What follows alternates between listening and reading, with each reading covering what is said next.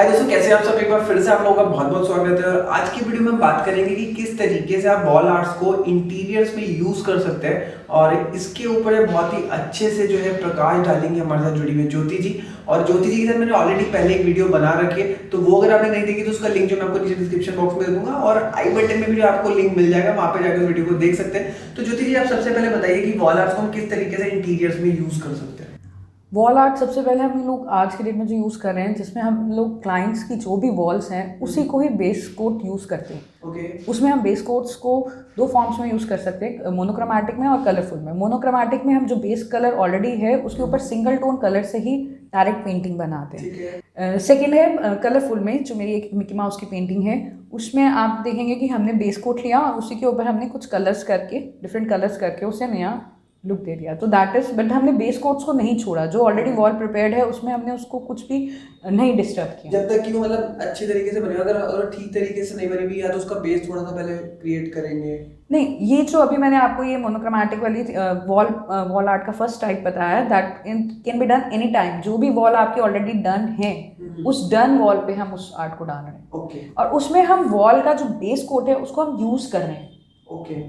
Second में wall painting, जैसे पूरा कैनवस आपको कोई डिजाइन पसंद है उसी को आपने पूरा स्ट्रेच आउट करके पूरा का पूरा आपने उस कैनवस का पेंटिंग जो है वॉल पे करा दिया। ठीक है, वो भी आपकी ऑलरेडी डन वॉल पे, जो भी आपकी प्रिपेयर्ड वॉल है उस पे हो सकती है, कोई इशू नहीं है। तो ये हमारे दो पार्ट्स हैं जहाँ पे हम जो भी आपके प्रिपेयर्ड वॉल्स हैं उस पे वर्क करते हैं। जिसमें फर्स्ट जो टेक्निक बताई उसमें हम बेस कोट को यूज कर रहे हैं। सेकेंड में हम बेस कोट को पूरी पेंटिंग के रूप में ही पूरा का पूरा पेंटिंग ही उस पर बना सकते हैं। उसमें बेस कोट आपका कोई मैटर ही नहीं करता, you can change your colours, you can do anything. But जो फर्स्ट टाइप आपको बताया उसमें हम जो बेस कोट ऑलरेडी जो रूम का है उसी के ऊपर पेंटिंग कभी भी क्लाइंट का मन होता है कराने को तो करवा सकते। सेकेंड टेक्निक आती है हमारी wall textures. Wall textures as a name indicates, बहुत एकदम माइंड में आ जाता है। रॉयल के टेक्सचर्स हैं, एशियन रॉयल टेक्सचर्स हैं, देन बर्जर टेक्सचर्स हैं। उसमें भी हम दो तरीके से यूज करते हैं। फर्स्ट आ गया हमारा जो हमारा बेस कोट ऑलरेडी वॉल का है, हमने उसी के ऊपर कलर से ही टेक्सचर्स दिए जाए, वो रग्स के आ गए, रोलर्स के आ गए। सेकेंड उसमें आ जाता है 2D स्ट्रक्चर्स, जिसमें हमें वॉल में पुट्टी तक के कोट के बाद वर्क स्टार्ट होता है। उसमें हम लोगों को वॉल का बेस कोट नहीं चाहिए। हम लोगों को जहाँ पे पुट्टी आपने रोकी वहाँ पे आर्टिस्ट काम करना स्टार्ट करेगा, क्योंकि वो पुट्टी के बाद क्ले से वर्क करेगा या पुट्टी पे टेक्सचर्स देगा। तो उसमें हम कॉम्बिंग के टेक्सचर्स हो गया, डिफरेंट टेक्सचर्स आज के डेट में आर्टिस्टिक लुक में देता है। मतलब अगर इस फॉर्म में जाना है तो जब बंदे की सेकेंड 2D में अगर हमने जाना है तो we have to start from the putty stage से जाना पड़ेगा। और अगर हम नॉर्मल टेक्सचर्स पे जा रहे हैं, प्लेन टेक्सचर्स पे, रोलर्स वगैरह के लिए या रग्स वगैरह के लिए, then we can go for the prepared walls. और वो भी कभी भी क्लाइंट हमारा करा सकता है, नो नथिंग कि उसे स्टार्टिंग में कराना है बाद में कराना है। बट अगर आप उसे 2D की फॉर्म में लेके आना चाह रहे हैं कि वो संकन हो या रिलीफ में हो, उठा हुआ हो, तो वो दोनों काम आपके जब भी स्टार्ट होंगे, that has to be on a wet wall and it should be on the second coat of the putty. May first coat on the putty also it can be good. And even you can go for the even cemented जब है आप, तब भी अगर कराना चाहते हैं कि वॉल और स्ट्रॉन्ग रहे तो आप सीमेंटेड फॉर्म पे भी कर सकते हैं। तो देखिए, अभी आपने एक वर्ड यूज करा रिलीफ वर्क। हाँ जी। तो ये रिलीफ वर्क के बारे में थोड़ा सा बताइए कि ये क्या होता है।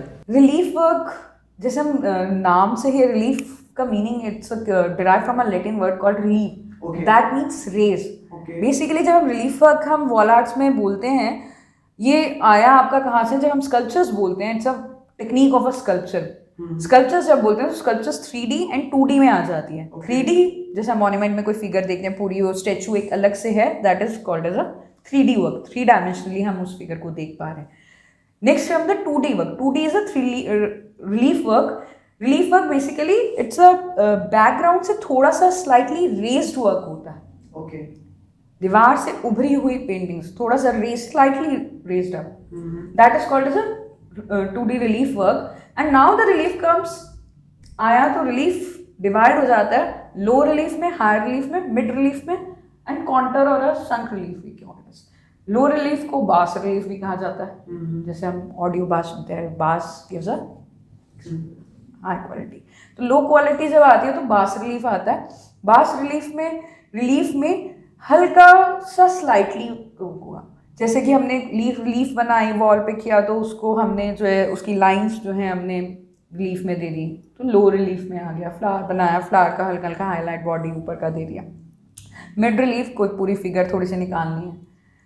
High relief is also called as alto और हॉट रिलीफ। उसमें जो है हम लोगों का काफ़ी वॉल से काफ़ी बल्ज आउट होके निकलता है, ऐसा लगता है कि वॉल में से बिल्कुल बाहर आ गया है। जैसे हम लोग स्टोन क्लैडिंग आजकल बहुत फेमस है एंड इट्स क्वाइट एक्सपेंसिव, उसको हम डायरेक्ट वॉल पे कैसे करें, that comes in a hot और हाई रिलीफ वर्क। ओके, हम लोग उसका ना कॉपी कर रहे हैं बेसिकली, स्टोन क्लैडिंग्स वगैरह आजकल हम लोग वॉल आर्ट्स में करते हैं and it's a high relief work. अभी जैसे अभी मैंने बोला कि कॉपी वर्क आ गया है, हम लोग स्टोन क्लैडिंग को हमने कॉपी किया, that is also comes in faux work. Faux work भी आज की डेट में हम लोग वॉल आर्ट से जोड़ते हैं। अभी जैसे हमने एक वर्ड यूज करा फॉक्स, तो ये फॉक्स आर्ट क्या होता है? Faux name indicates faux is basically an imitation of something. Okay, imitation, faux को हम जब इमिटेशन बोल रहे हैं तो इमिटेशन वो किसी का भी आ सकता है। हम लोग इतना आज की डेट में वुड यूज करते हैं, गो ग्रीन बोलते हैं, अदर से हम सारा वुड काट रहे हैं,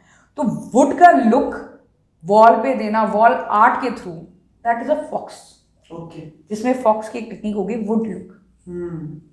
It's a very good thing. Why we are cutting trees and here one sided we are saying कि go green and there's some सारा wooden work है, तो wooden को हम डायरेक्ट वॉल आर्ट में रिलीफ वर्क करके उसमें निकाल कर उसे हम लकड़ी लुक क्यों नहीं देते?